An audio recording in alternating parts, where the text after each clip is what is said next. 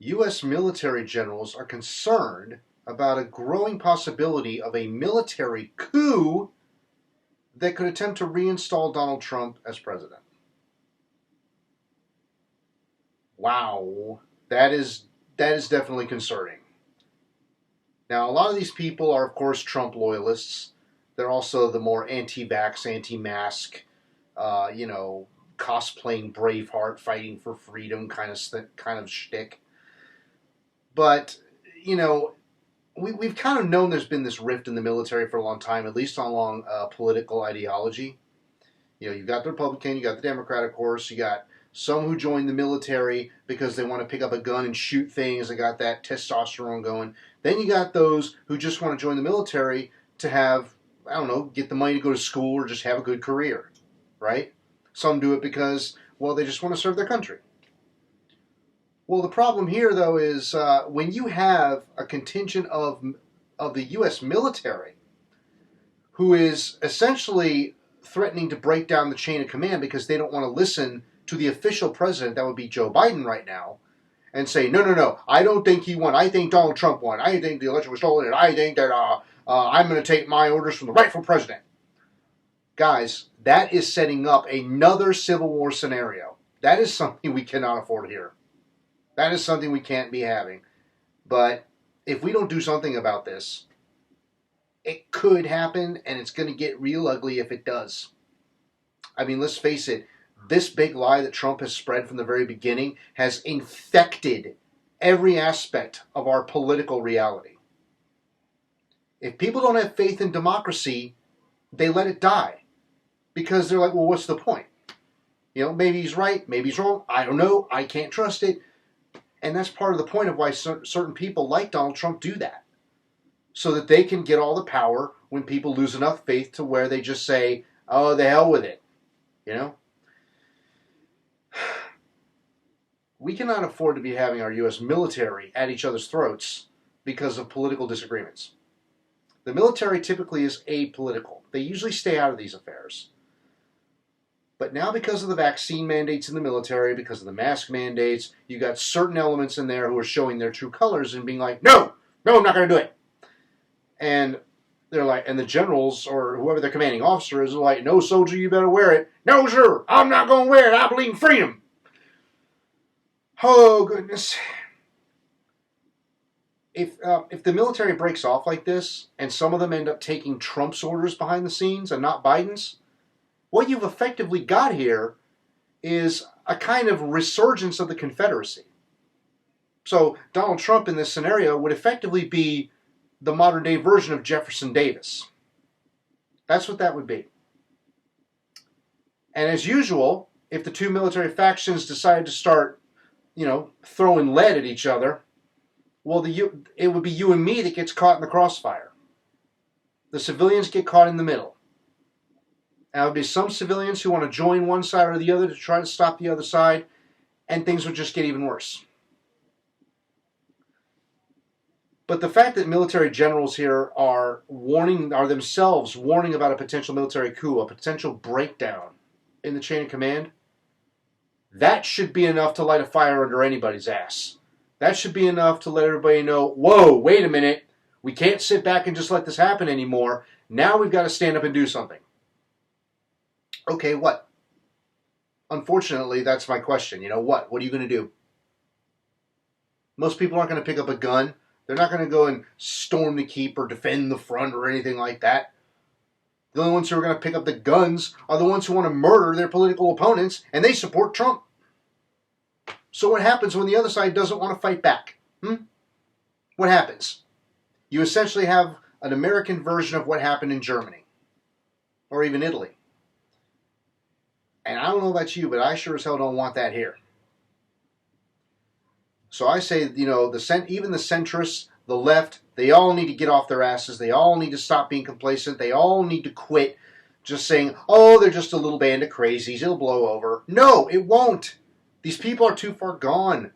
They really want to spill blood at this point. I mean, you look at what's going on in the school boards right now. You get all these right-wing fanatics taking over school boards, making sure that students don't get a proper education, that they are indoctrinated into a cult of white supremacy and American exceptionalism. That's not education. Not at all.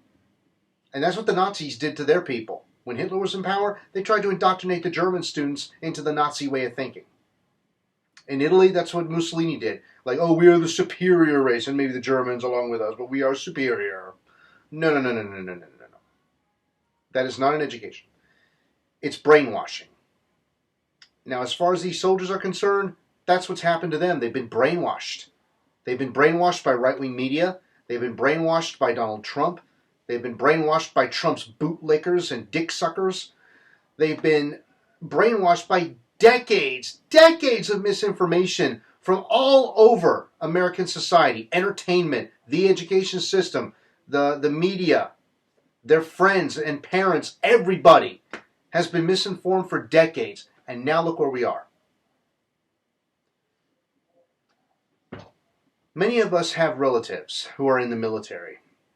And what I think needs to happen here is we need to talk to them. We need to sit them down and say, listen, I know you don't like talking about this stuff, but this is a growing threat and we need to get it sorted out before this country gets to the point of no return. Now, much to a point that Kyle Kalinske made several weeks ago about secession from the Union, because I did a segment about that too, how 41% of Biden voters and 52% of Republican voters or Trump voters want to secede from the Union.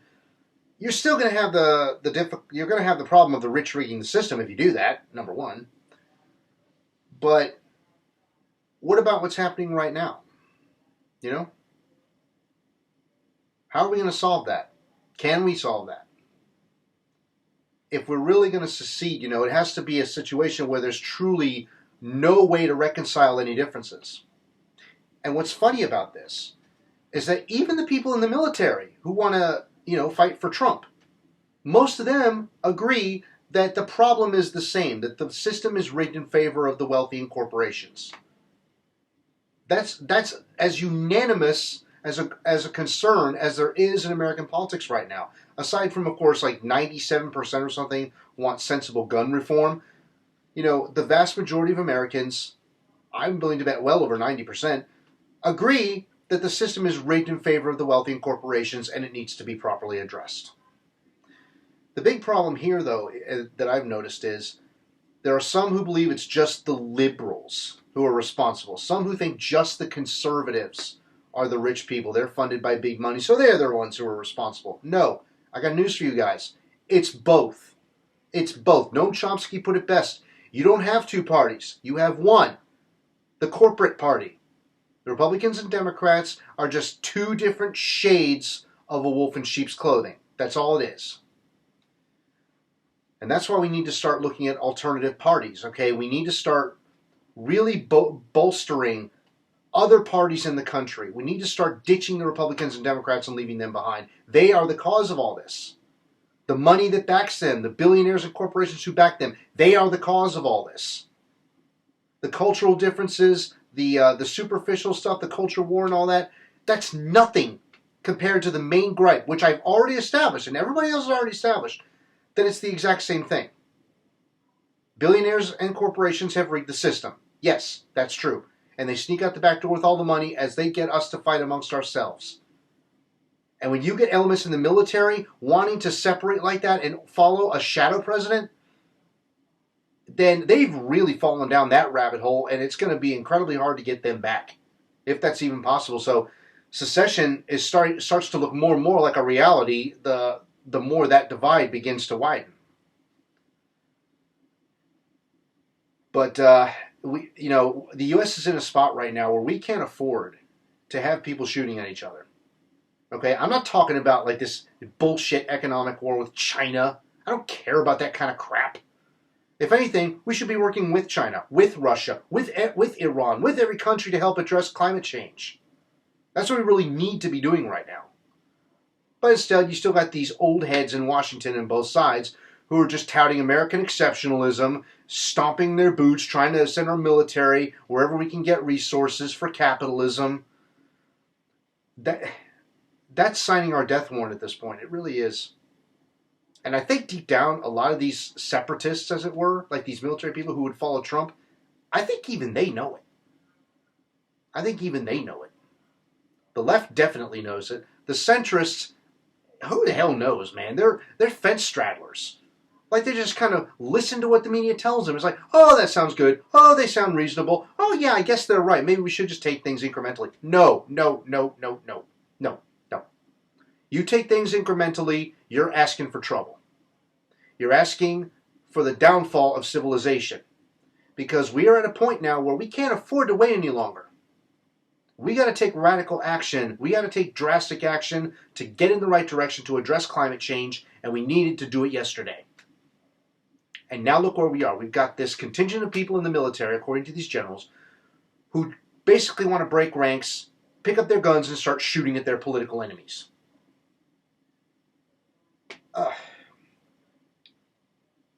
Look, in some ways we have ourselves to blame for this. Because we kept voting for the same people over and over again, unaware of what they were really doing behind the scenes. It was only as of the last several years, since maybe 2015 or so, that the majority of the people started waking up and realizing what was really going on. I hope it's not too little too late. I really don't. Because if foreign generals, not foreign generals, excuse me, I'm sorry.